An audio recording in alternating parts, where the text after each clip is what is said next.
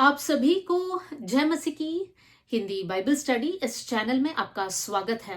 आइए मिलकर एक नए विषय को आज हम सीखेंगे और आज इस वीडियो के जरिए हम एक जानवर के बारे में सीख रहे हैं जिस पर यीशु मसीह सवार होकर यात्रा किया। इस जानवर के बारे में हम बाइबल के कुछ और पद में भी पा सकते हैं। तो आज जब हम लोग इस वचन को सुन रहे हैं, सीख रहे हैं, हमें कुछ कुछ बातों को हमारे आत्मिक जीवन में अपनाना है ताकि हमारी आत्मिक जीवन को हम और आगे बढ़ाए और प्रभु को प्रसन्नदायक एक जीवन को हम बिता पाए। तो आइए हम लोग आज के मनन के लिए लूका के सुसमाचार अध्याय 19 आयत 28 से लेकर 40 तक की आयतों पर मनन करेंगे। The gospel of Luke chapter 19 verse 28 to 40। ये पूरा पद को मैं आपके सामने पढ़ना नहीं चाहती हूँ, लेकिन मैं इन शॉर्ट आपके सामने ये सारी घटनाओं को बताना चाहती हूँ। यीशु मसीह और चेले यरूशलेम की ओर जा रहे थे। उस समय पर यीशु मसीह अपने 2 चेलों को बुलाकर इस प्रकार कहता है कि तुम्हें सामने वाले गांव में जाना है और जब तुम उस गांव में प्रवेश करोगे तो वहां पर एक गदही का बच्चा है जिस पर आज तक कोई सवार नहीं है और वो तुम्हें बंधा हुआ मिलेगा। तुम्हें उसको खोलना है और मेरे पास लेकर आना है। इस दौरान अगर कोई तुमसे पूछता है कि इस गदही का बच्चा को तुम क्यों खोलकर लेकर जा रहे हैं, तो इस प्रकार कहना कि प्रभु को इसका प्रयोजन है।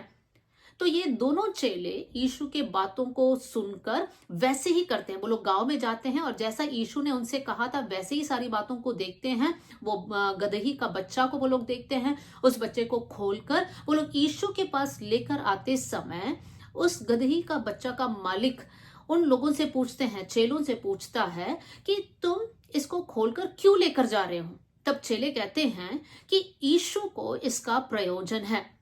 तो ये चेले उस गदही का बच्चा को लेकर यीशु के पास लेकर आते हैं और लेकर आने के बाद वो लोग इस गदही के बच्चे के ऊपर कपड़े डालते हैं।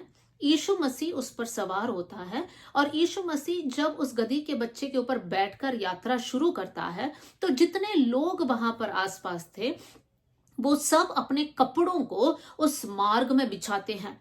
अब यीशु मसीह उस गदही के बच्चा के ऊपर सवार होकर यात्रा कर रहे हैं और उस समय वहां के सभी लोग प्रभु यीशु मसीह की बड़ाई को कर रहे हैं, होसाना गा रहे हैं और यीशु मसीह की स्तुति कर रहे हैं। तो इस पद में हम लोग इतनी बातों को पढ़ा। अब हम ये देखने जा रहे हैं इस पद से हम क्या समझ सकते हैं, हमारी आत्मिक जीवन के लिए ये एक आशीष या हम क्या क्या बातों को सीखकर आगे बढ़ सकते हैं। सबसे पहली बात, यीशु मसीह को पता है कि उस गांव के अंदर एक गदही का बच्चा है और उस बच्चे के बारे में भी डिटेल पता है कि वो अब तक कोई उस पर सवार नहीं हुआ है और दूसरी बात वो एक बंधा हुआ अवस्था में है।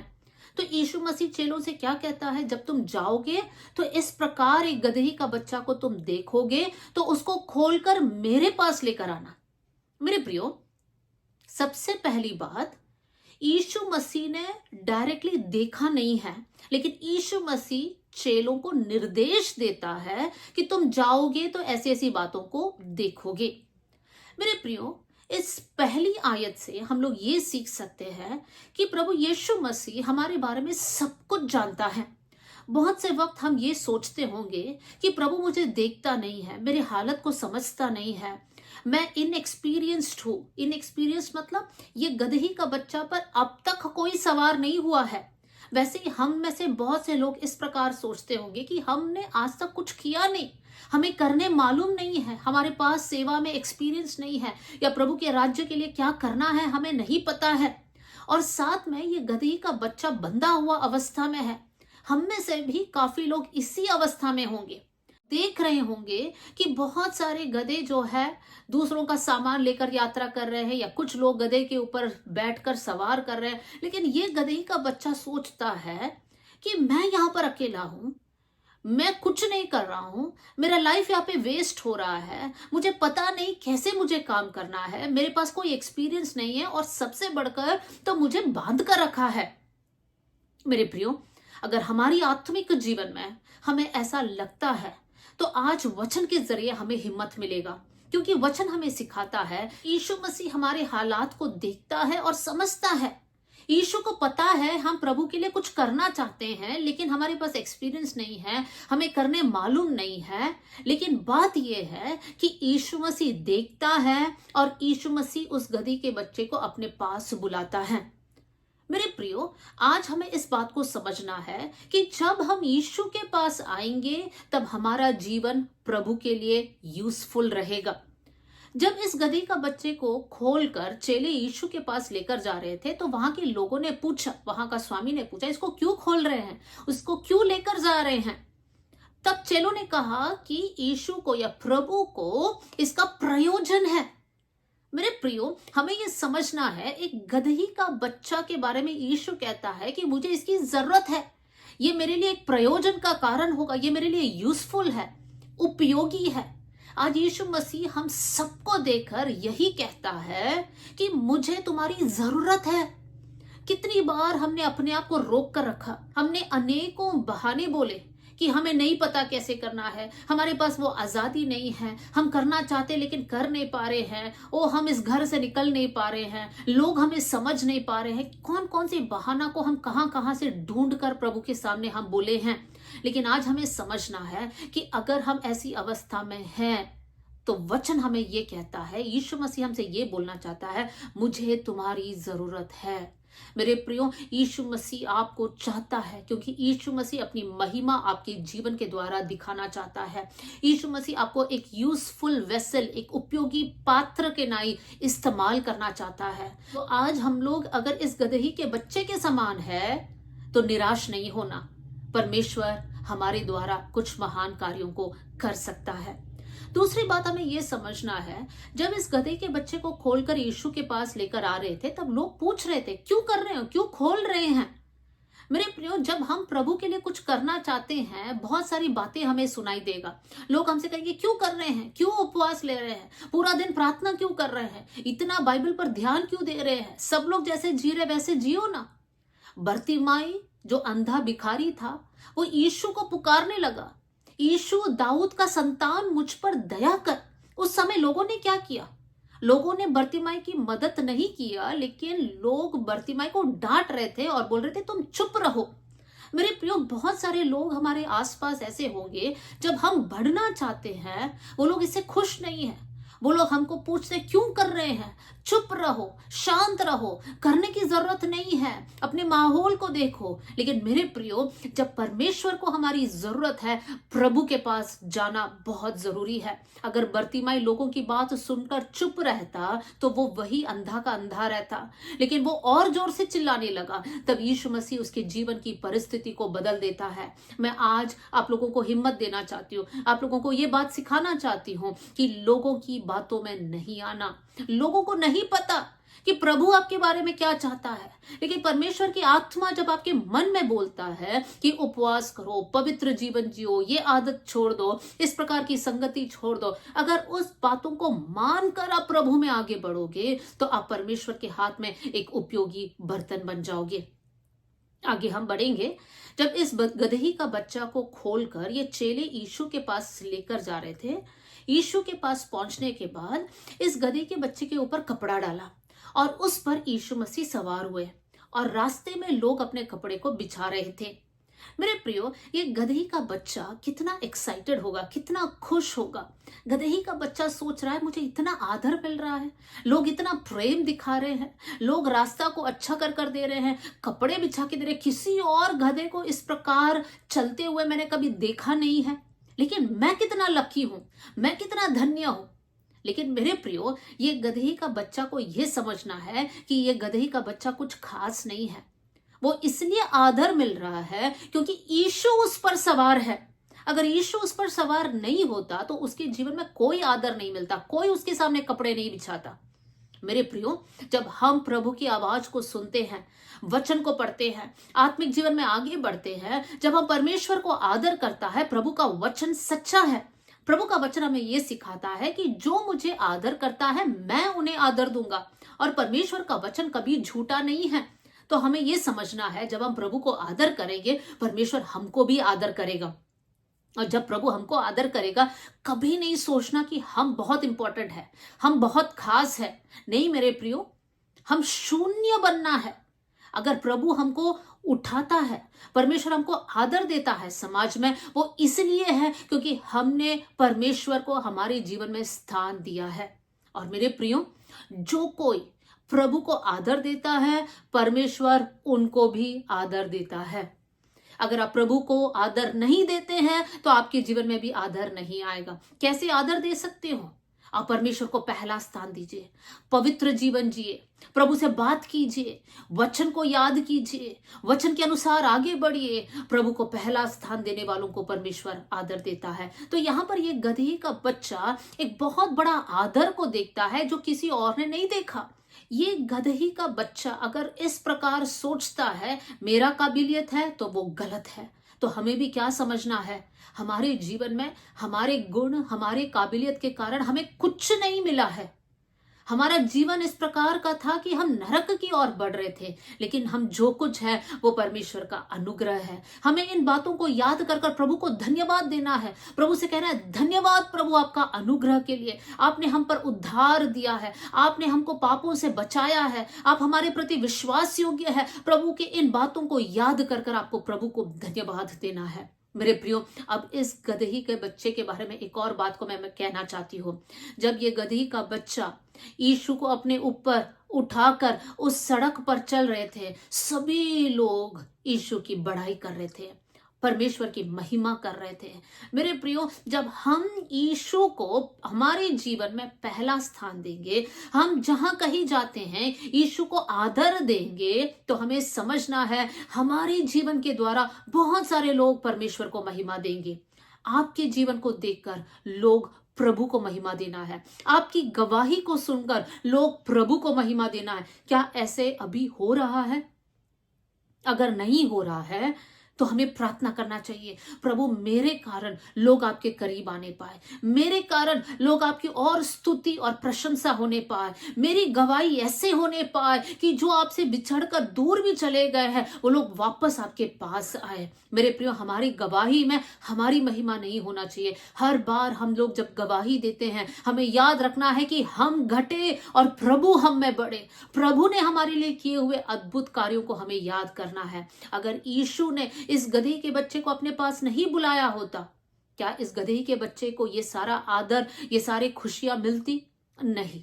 मेरे प्रियो, हम भी ऐसे बुरे अवस्था में थे, लेकिन यीशु मसीह का प्रेम ने हमें प्रभु की तरफ हमें खींच लिया और आज परमेश्वर हमारे जरिए और भी बातों को करना चाहता है। तो इस घटना से हमें याद रखना है, एक ऐसा गदही का बच्चा जो बंधा हुआ था, जिस पर कोई सवार नहीं हुए थे, ये गदही का बच्चा को परमेश्वर प्रभु के राज्य की महिमा के लिए इस्तेमाल करता है। जब भी मैं गदही का बच्चा कर कर बोलती हूँ, हमें अपने आप को वहां पर डालना है। हम जो नालायक थे, हम जो बुरे काम करने वाले थे, यीशु ने अपने प्रेम से हमें बुलाया और आज यीशु मसीह कहता है, मुझे तुम्हारा प्रयोजन है, मैं तुम्हें इस्तेमाल करना चाहता हूँ। तुम्हारे ड्यूटी के जगह, तुम्हारे समाज के जगह, हर जगह मैं तुम्हारे द्वारा अपनी महिमा दिखाना चाहता हूँ। यीशु मसीह का शब्द आज हमारे जीवन में हम लोग याद रखने वाले बन जाए।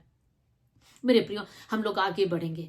कुछ और पद को भी मैं आपके सामने रखना चाहती हूँ, जहां पर एक गधा या गधी के बारे में हम सीखने जा रहे हैं, जो लोगों के लिए एक आशीष का कारण बना। आइए हम लोग पढ़ते हैं लूका के सुसमाचार अध्याय 10 आयत 25 से लेकर जब हम पढ़ते हैं, वहां पर दयालु सामरी का दृष्टांत को हम पढ़ते हैं। उस घटना को हम जानते होंगे, नहीं तो आप उस घटना को पढ़ सकते हैं। यहां पर हम देख सकते हैं कि एक इंसान सफर कर रहा था और सफर के बीच में कुछ डाकू उसको घेरते हैं। वर्स 30 में हम इसके बारे में पढ़ सकते हैं। डाकुओं ने घेर के उसके कपड़े उतारा, उसको मार पीट कर अधमरा कर कर उस रास्ते में छोड़ दिया। उस घटना को पूरा मैं नहीं कहना चाहती हूँ, उस मेन पॉइंट की तरफ आती हूँ। वर्स 30 में हम पढ़ते हैं, एक सामरी यात्रा करने वाला एक व्यक्ति जब देखता है कि इस प्रकार अधमरा एक आदमी पड़ा हुआ है, तो वो क्या करता है, मैं उस आयत को आपके सामने पढ़ना चाहती हूँ। सामरी यात्री उसके पास आकर उसके घावों पर तेल और दाखरस डालकर पट्टियां बांधी और अपनी सवारी पर चढ़ाकर सराय में ले गया और उसकी सेवा टहल किया। यहां पर एक शब्द है, उसने तेल और दाखरस डाला, पट्टियां बांधी और अपनी सवारी पर चढ़ाकर, हालांकि हिंदी बाइबल में सिर्फ लिखा है सवारी पर चढ़ाकर, लेकिन इंग्लिश बाइबल में लिखा है अपने गधे पर बिठाकर उसको एक सराय में लेकर आए और वहां पर उस सराय के मालिक के हाथ में उसको छोड़ दिया ताकि वो मालिक उसका ट्रीटमेंट करे। ये गधा यहां पर कौन सा काम करता है? ये गधा एक घायल व्यक्ति, और घायल व्यक्ति का थोड़ा सा वर्ड्स जो डिस्क्राइब किया है वो है, डाकुओं ने उसको मारा, उसके कपड़े उतारा, उसको अधमरा किया, उसके सारे सामान को लूट कर गए होंगे। ऐसा व्यक्ति को ये गधा उठाकर सराय के मालिक के पास लेकर जाता है। मेरे प्रियो, इस दुनिया में बहुत सारे लोग हैं जो बहुत घायल होकर पड़े हैं। किसने उनको घायल किया? यूहन्ना के सुसमाचार अध्याय 10 आयत 10 में हम पढ़ सकते हैं, चोर किसी और काम के लिए नहीं लेकिन चोरी करने, घात करने और नष्ट करने के लिए आता है। कौन है चोर? शैतान है। शैतान क्यों एक व्यक्ति के जीवन के पास आता है? ताकि उसको घायल करे, उसको नष्ट करे, उसको नरक की ओर लेकर जाए। मेरे प्रियो, ऐसे अनेक लोग हैं जो घायल है, शैतानी हमला में वो लोग पड़े हैं, शैतानी बंधन में वो लोग पड़े हैं, उनका सारी खुशियां, उनके सारे आनंद खो चुका है, शैतान ने उनके जीवन से शांति को निकाल दिया है। ऐसे लोगों को उठाकर हमारे स्वामी के पास लेकर जाना हमारी जिम्मेदारी है। मेरे प्रियो, क्या आप चाहते हैं कि आप प्रभु के लिए प्रयोजन का कारण बने, आप प्रभु के हाथ में एक उपयोगी बर्तन बने? प्रभु से कहिए, प्रभु मैं अनेक लोगों को आपके पास लेकर आने वाला एक व्यक्ति बन जाऊं। प्रभु, बहुत सारे लोग हैं जो दुष्ट आत्मा से पीड़ित है, जो बीमारियों के कारण वो लोग अपने जीवन को जी नहीं पा रहे हैं, जो अस्पताल में वो लोग तड़प रहे हैं, अगला श्वास उन्हें कैसे मिलेगा उन्हें नहीं पता, वो लोग तड़प रहे हैं। प्रभु, ऐसे लोग नरक ना जाए, लेकिन प्रभु आप मुझे अपने हाथों में इस्तेमाल करना ताकि उन लोगों को मैं आपके पास लेकर आऊं, ताकि उनको अनंत जीवन मिले, ताकि शैतान ने जो कुछ उनके जीवन से चुराया है प्रभु वो वापस आपके द्वारा उनको मिल जाए। प्रभु मुझे इस्तेमाल करना। आइए हम लोग नेक्स्ट पद की ओर जाएंगे। हम पढ़ेंगे उत्पत्ति के किताब अध्याय 22 आयत 3। उत्पत्ति के किताब अध्याय 22 में अब्राहम अपना बेटा इसहाक को बलिदान करने के लिए लेकर जाता है। अब इस आयत में हम क्या पढ़ते हैं? जब परमेश्वर अब्राहम से कहता है कि तू अपना इकलौता बेटा को ले ले और मोरिया देश में जाकर उस पहाड़ पर मेरे लिए बलिदान करके चढ़ाना, तब अब्राहम क्या करता है? 22 का 3, जेनेसिस 22 वर्स 3 में हम पढ़ते हैं, अतः अब्राहम सवेरे तड़के उठकर और अपने गधे पर काटी कसकर अपने 2 सेवक और अपने पुत्र इसहाक को संग लिया। फिर आगे लास्ट में पढ़ते हैं, और होम बलि के लिए उस स्थान की ओर चला जिसकी चर्चा परमेश्वर ने उसे की थी। परमेश्वर ने अब्राहम को जिस स्थान के बारे में बताया, उस स्थान की ओर जब वो लोग बढ़ रहे थे, ये गधा अपने ऊपर काटी लेकर चलता है। ये काटी क्यों चाहिए? ये लकड़ी क्यों चाहिए? अब्राहम को बलिदान चढ़ाने के लिए ये लकड़ी की जरूरत है। अब्राहम बुजुर्ग है, अब्राहम को उठाकर लेकर जाने में दिक्कत है, तो यहां पर ये गधा अब्राहम के लिए हेल्प करता है। गधा की बात जब हम लोग सीखते हैं, गधा यहाँ पर अब्राहम को मदद करता है। अब्राहम से जो हो नहीं पा रहा है, ये गधा अब्राहम के लिए एक हेल्प का कारण है। मेरे प्रियो, बहुत सारे लोग होंगे जो प्रभु में बढ़ना चाहते हैं, लेकिन उन लोग इतने बोझ से उन लोग दबे हुए हैं, वो लोग आगे बढ़ नहीं पा रहे हैं। तो हमें क्या करना है? हमें उनके लिए एक हेल्प का कारण बनना है, ताकि बहुत सारे लोग जो प्रभु में हैं, वो लोग प्रभु में और आगे बढ़े। और वो हम तब कर सकते हैं जब हम स्वयं आगे बढ़ने वाला एक व्यक्ति है, जब हमारे अंदर इतना ताकत हो कि हम उनका बोझ को भी उठाए। एक और आयत को मैं आपके सामने पढ़ना चाहती हूँ। गलातियों की पत्री अध्याय 6 आयत 2, गलेशियंस चैप्टर 6 वर्स 2 में हम पढ़ते हैं, तुम एक दूसरे का भार उठाओ। गलातियों की पत्री में पौलुस क्या कहता है? हमें एक दूसरे का बोझ को, भार को उठाना है, ताकि जो कमजोर है, जो आगे बढ़ नहीं पा रहे हैं, उनको हम हेल्प करें, ताकि वो लोग भी प्रभु में आगे बढ़े। मेरे प्रियो, आज बहुत सारे लोग आपके आसपास होंगे, आपके कलीसिया में होंगे, आत्मिक लोग होंगे जो आगे बढ़ नहीं पा रहे हैं। वो लोग जीवन में कुछ बातों के कारण निराश होंगे, वो अपने हालात के कारण वो लोग थक चुके होंगे। उनको जाकर आप सपोर्ट कीजिए, उनके लिए आप प्रार्थना कीजिए, उनका नाम लेकर आप रात भर प्रार्थना करें। परमेश्वर आपको इस्तेमाल करेगा, ताकि वो जो थके हैं, जो निराशा में है, जो आत्मिक रीति से पीछे हट गए हैं वो लोग प्रभु में आगे बढ़ पाए, या जो प्रभु में है भी वो भी प्रभु में आगे बढ़ जाए। आइए हम लोग नेक्स्ट पॉइंट की ओर जाएंगे। गिनती के किताब में भी हम लोग एक गधे के बारे में पढ़ सकते हैं। गिनती का किताब अध्याय 22 आयत 21 से लेकर 33 तक, नंबर्स चैप्टर 22 वर्स 21 टू 33 जब हम पढ़ते हैं, यहां पर भी हम लोग एक गधे के बारे में पढ़ सकते हैं। एक गधा पर बिलाम बैठकर यात्रा कर रहा था। परमेश्वर ने बिलाम को एक जगह जाने से मना किया, लेकिन फिर भी लालच में बिलाम उस जगह जाता है। और कैसे जाता है? गधे के ऊपर सवार होकर जाता है, और रास्ते के बीच में एक स्वर्गदूत उनके सामने खड़ा होता है। वो स्वर्गदूत उनको रोकता है आगे जाने से। बिलाम इस बात को देखता नहीं है, लेकिन ये गधा उस बात को देखकर समझता है। उस आयत को मैं आपके सामने पढ़ना चाहती हूँ। गिनती की किताब अध्याय 22 आयत 33, नंबर्स 22 वर्स 33 में, और ये गदही मुझे देखकर, स्वर्गदूत कहता है, और ये गदही मुझे देखकर मेरे सामने से 3 बार हट गई। यदि वो मेरे सामने से हट ना जाती तो निसंदेह मैं अब तक तुझे मार ही देता। स्वर्गदूत बिलाम से कहता है, ये गधी के कारण मैं तुमको बचा रहा हूं। तुम तो आगे जाना चाहते थे, तुम तो वही मार्ग में जाना चाहते थे जिसके लिए मैंने मना कर दिया, लेकिन ये गधे ने तुमको रोका, इसलिए मैं तुमको छोड़ रहा हूं। मेरे प्रियो, हम ऐसी आदत वाले होना चाहिए। जो लोग गलत मार्ग में जा रहे हैं, जो लोग परमेश्वर के खिलाफ कार्य कर रहे हैं, जो पाप में स्वभाव में आगे बढ़ रहे हैं, उनको हम लोग रोकने वाले बन जाए। मेरे प्रियो, दुख के साथ कहना चाहती हूँ, आज कितने मसीह लोग हैं, कितने लोग ऐसे हैं जो अपने आप को विश्वासी बोलते हैं, लेकिन व्यभिचार में फंसे हुए हैं। वो लोग अलग अलग लत में पड़े हुए हैं, आज भी नशा करते हैं। एक तरफ वो लोग संडे आराधना में जाते हैं और पूरा सप्ताह अपनी मन मर्जी के अनुसार जीते हैं। वो लोग पाप करते हैं, पाप में स्वभाव में वो लोग डूब चुके हैं। क्या हम उनके लिए या उनके जीवन की आदत को रोकने वाले एक व्यक्ति बन सकते हैं? इस गधे के कारण वो स्वर्गदूत बिलाम को बचाता है। हम प्रभु से कहिए, प्रभु, अनेकों लोग आपको जानने के बाद भी नरक जा रहे हैं, प्रभु जी, उनके जीवन को सुधारने के लिए आप हमें इस्तेमाल करना। इतना ही नहीं, ये ऐसा गधई है जो पूरे बाइबल में, पूरे इतिहास में सबसे पहली बार बात किया। ये गधी को जब बिलाम मारता है, परमेश्वर गधी का मुंह को खोल देता है और ये गधी बात करता है और बिलाम से पूछता है, तूने मुझे क्यों मारा? मेरे प्रियो, क्या गदही कभी बात कर सकता है? ना उससे पहले कभी किया और ना उसके बाद किया, लेकिन उस समय प्रभु ने उसके मुंह को खोल दिया।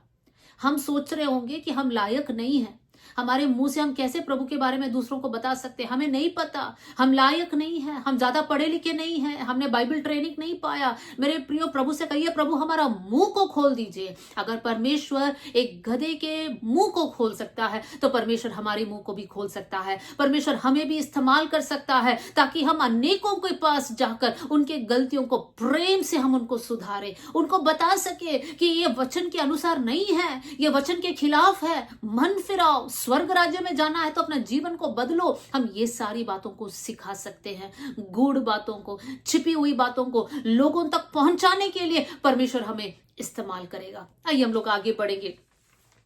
गधे के बारे में एक और पॉइंट को बोलकर मैं समाप्त करना चाहती हूं। पुराने नियम में हम देख सकते हैं कि गधा, गाय, बैल, ऊंट, घोड़े, ये सारे जानवर धन और संपत्ति को दिखाता है। कुछ आयतों को मैं आपके सामने रखना चाहती हूँ। अय्यूब की किताब पहला अध्याय 3री आयत में देख सकते हैं कि अय्यूब के पास 500 गधेइया थे। हम लोग उत्पत्ति की किताब अध्याय 12 आयत 16 में इस प्रकार पढ़ सकते हैं, और फिरौन ने उसके कारण अब्राम की भलाई की और उसको भेड़ बकरी, गाय बैल, दास दासिया, गधे गधैया और ऊंट मिले। गधा ऐसे एक जानवर है जो लोगों के लिए एक आशीष है, एक हेल्प है। वो बोझ को उठाता है, लोग उस पर बैठकर सवार कर सकते हैं, यहां से वहां तक सामान को लेकर जा सकते हैं। तो ये एक ऐसा जानवर है जो लोगों के लिए एक धन या संपत्ति के रूप में गिना गया है।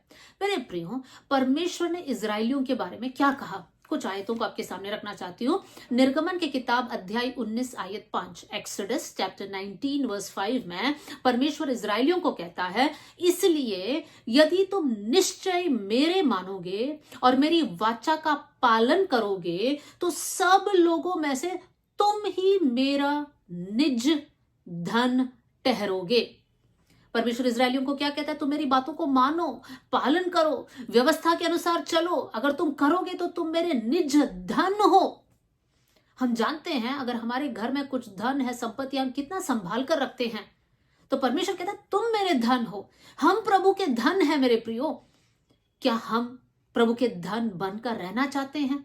इसी बात को हम लोग व्यवस्था विवरण अध्याय 26 आयत 18 में भी पढ़ सकते हैं। ड्यूटोनॉमी चैप्टर 26 वर्स 18 में, यहोवा ने भी आज तुझको अपने वचन के अनुसार अपना प्रजा रूपी निज धन संपत्ति माना है।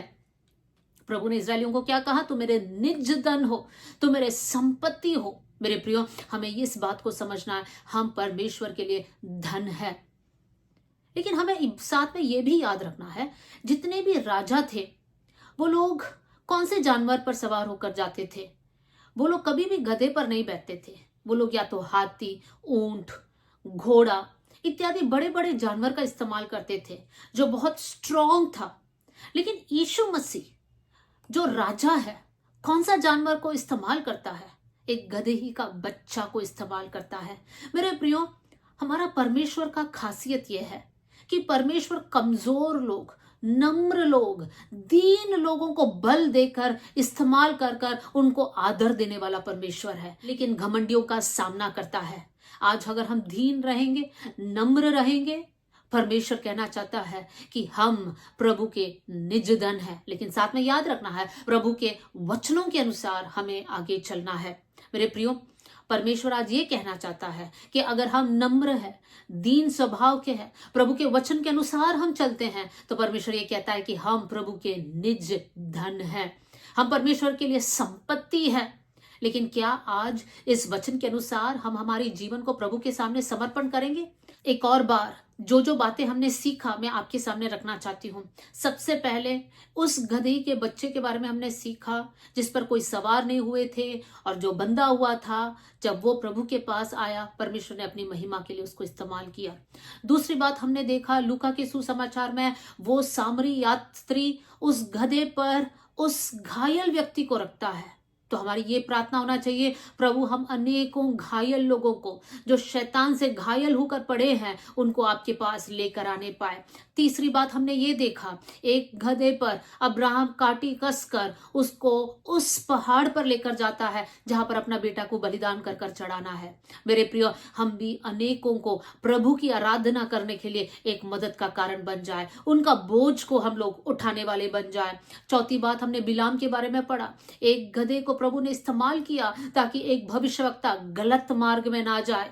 हम भी प्रभु से यही प्रार्थना करेंगे, प्रभु हमें इस्तेमाल कर ताकि बहुत सारे लोग जो गलत राह में बढ़ रहे हैं उनके लिए हम लोग एक रोक लगाने वाले बन जाए। और पांचवी बात हमने ये सीखा, पुराने नियम में गधा धन या संपत्ति को दर्शाता था, तो हम परमेश्वर के निज जन हैं।